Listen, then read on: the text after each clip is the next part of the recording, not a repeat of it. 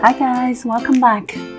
So it was quite fearful this morning when a lot of the stocks were gapping down below all at the same time, including all the major index like Nasdaq, S&P 500 and Dow Jones as well. It seems like they have been recovering quite a bit. I guess we all expected this day would come. A lot of the big institutions have been saying the US stock market would have a big correction anytime soon. Like I always say, getting up with the stairs and coming down with the elevator. But usually there would be some false alarms before the real big correction. Russell 2000 is at an important support as well. 120 MA, every time you tested that, it always bounced back up. A lot of the Chinese stocks dropped quite hard. Again, continued the falling from previous days because the Chinese market had been going through this correction recently. The Shanghai Composite Index dropped around 0.8% yesterday with big volume too. It looked like it was standing back up the 5 MA and broke it again yesterday, but still above the support of this purple line I drew before, long time ago, before all the corrections, around 3520. So I think it has limited room to drop. And if we look at it as a whole big cycle, it looks like it's more in a consolidation versus a big correction. So the Shanghai Composite is somewhat more stabilized compared to the Hang Seng Index, for example. Now the Hang Seng Index had a very bad dropping yesterday. Look at this bar, super long, super deep, and exactly touched the 250 MA, which is 27112, and yesterday it was touching 27110, but it barely bounced off a little bit. So it's hard to tell whether the support is gonna hold, but I sure hope it does because it's a very critical support. So then the trend is still not broken. And if we use the golden section to draw from the lowest to the highest, which was the lowest point after the crash of COVID, and then the highest point to all the way before the Chinese New Year. So from 21,000 to 31,000, the 31.2% of pullback would be around 27,300. And the whole time we were staying above this level to have the consolidation. And it seems like it just got broken yesterday. And in this case, there is possibility that it would go to the next level, which is the 50%. And it would be 26,100, which is 2.6% from here. But that would be the extreme case for me, for the Hang Seng Index to see 26,000 again. But still would not change the uptrend overall. It's just you have to tolerate the temporary price movement and be prepared that this might not be the lowest low, because it did break the triple bottom, at least looking like this. And there's another good news, that look at the yellow line I drew, the trend line, that has been followed for so many years in the past. For the last many years, every time the HSI touched this yellow line, it would somehow get supported and bounce back up.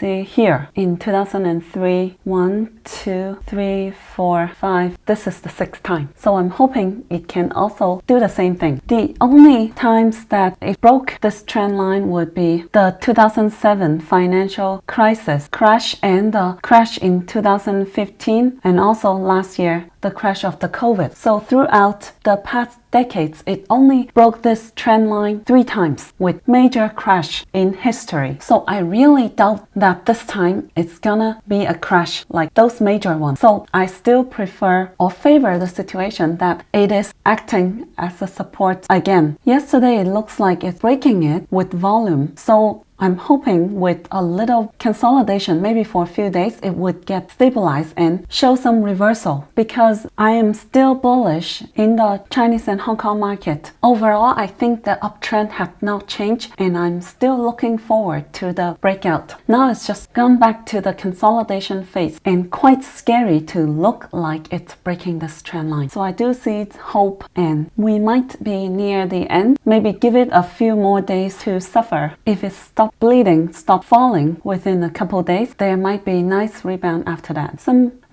of my Discord members asked me what's the difference between the Shanghai Composite and the Hang Seng Index. How does it affect our stocks? And the Shanghai Composite Index would act more like the S&P 500 for the US stock market. And the Hang Seng Index contains more of the big techs, the giant techs like Tencent, Alibaba, Baidu, etc. Especially Tencent had been quite a heavyweight in the Hang Seng Index for quite some time, so that's why it followed Tencent's movement a lot, especially before they reduced the weight of Tencent in this index. And because recently a lot of the government crackdown is regarding or hurting the big tech, that's why the Hang Seng Index drops a lot more than the Shanghai Composite. And our stocks that are in the tech sector of Chinese stock might follow more the Hang Seng Index because they are more tech heavy. And for the other sector like the solar sector might follow more the Shanghai Index. So that's why JKS had not been affected too much. Especially if you look at the Chinex index, it was even growing near 0.7% yesterday. Quite a divergence we're seeing, but it's hard to tell whether this is a rebound or reversal. It's near the all-time high, quite strange and big divergence. This index covers more medium to small cap, so I might call this a golden dip for the HSI, but I do think it might take a few more days to consolidate or see if it can reach lower lows before the bounce back up. So I guess if you want to take advantage of this opportunity, you can nibble around and buy in the dip slowly instead of going in all at once. Now, what to buy in these kind of corrections? And the first one I would say is EHANG, ticker symbol EH, of course, because I think EH had been going over a consolidation for quite some time, over a month, and during this period it was trying to wash away the people who needs to take profit or cut loss, so it would be a healthy consolidation. And it's also coming down with the rest of the Chinese stocks because of the sentiments towards Chinese stocks. The thing is, the government is cracking down a lot of the tech giants like Alibaba, Tencent, Meituan, JD, Didi, etc. But EH is nowhere near to be a tech giant to be cracked down yet. So it seems like nothing has changed for EH, but the only thing is the sentiment that's driving it down. So I would treat this usually a good opportunity. And for EH, like I said, I think the Chinese government would grant the certificate for EHANG sooner than we expected. Could be within a few months. If I have to take a guess, it might be towards the end of this quarter actually. The reason is because this year is the 100-year anniversary for the CCP. It would be a good year to give big achievement like this, and possibly before winter, towards near the end of the year, so more activities can happen after they get the certificate. Because near the end of the year, it would be planning towards the next year, not so much this year. So if I have to guess, it would be within this quarter, Q3 2021, so at most just a few months away. And when that happens, it would be breaking news, not just for China, but for the whole eVTOL sector in the world. Because I strongly believe China will be the first country to grant this certificate to have eVTOL into commercial use. And EHANG would be the first one to get this certificate in China, making EHANG to be the first company in the whole world to get this certificate to put eVTOL into commercial use for air mobility. And they are actually already making the tests, planning the 100 routes. They are the most ready for it for sure. And when this happens, I see EH back to 70 to 100 plus, which means it's 100% upside from here. And I don't see many investments right now that I can feel great about like this to give me 100% return to get double within a few months. I hold strong conviction on EH right now, just for the certificate alone. So I think right now the thing that's holding it back would be the limited shares available, because they only have 24 million shares float, and it would be a little bit of a problem for institutions because institutions have a lot of money, and if they go heavy into EHANG, they might buy out all the share float, and then it would be limited driver. Then that's why the institutions would not go heavy into EH right now unless they have more shares available. So I do think EHANG need to release more shares. Otherwise, it would have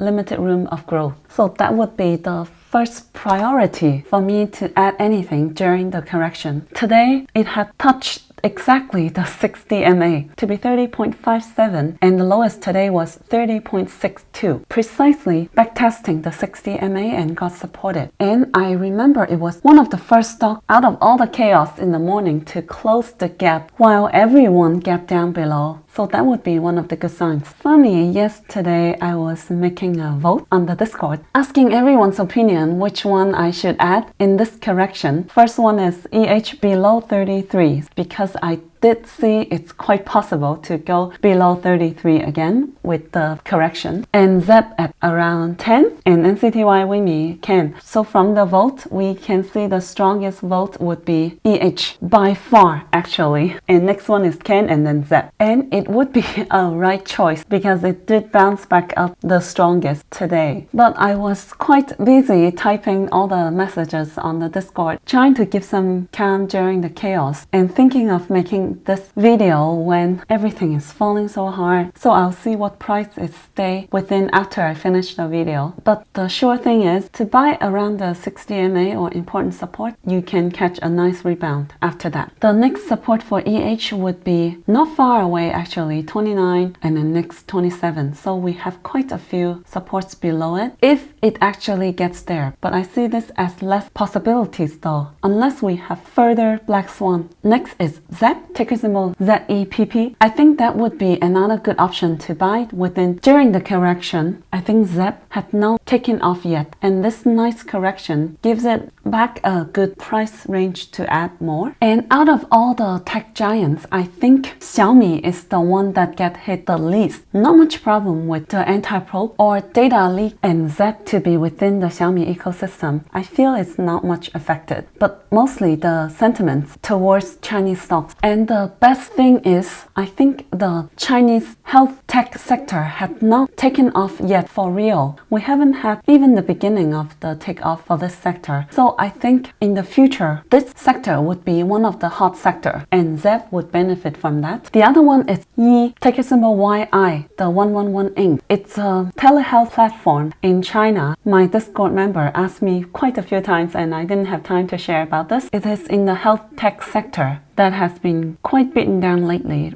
Today it had reached a support of the 500 MA and bounced off from there. But I am already in ZEP for this health tech sector, so you can add it to your watch list if you want. For now, I'm very much looking forward to the time for ZEP to take off, and I think the Q2 earning might be a good catalyst because the company gave a good projection for the Q2 earning. So if they can execute what they promised, it would be a good catalyst. And now for CAN, ticker symbol CAN, it is at a very critical support, which is the gap up all the way back in February before it started to take off for real. So it's very important for this support to hold. It's kind of my last hope actually. So if you want to buy the dip of CAN, you can set a stop loss at 6. NCTY, it's not so fortunate today because it had officially closed the gap from June that looked like the beginning of the reversal, and today it had closed the gap down below, and if it doesn't hold and break this 10.7 to make lower low, it might look a little bit dangerous because the next support would be 8.3 before the takeoff in January, and the next is 5. So make sure you have a stop loss in case it makes lower low. But for now, within this correction, my target is EH, and I'm still very bullish on this. With that said, we see NIO already back to the green, how strong it is holding. But it's not surprised because the EV sector has been on fire in the Chinese and Hong Kong market as well, which you can see from BYD. I mean, the Hang Seng Index dropped like a bloodbath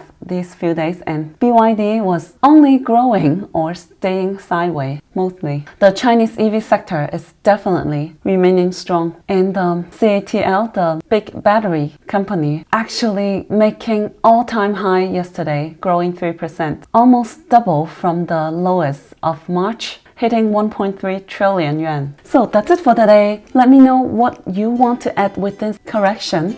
And if you have enjoyed this video, please give me a big like and write me a great comment. And I will see you in my next video. That's it guys. Hope you can find my videos helpful. Make sure you subscribe to my channel and give me a big like. Thank you.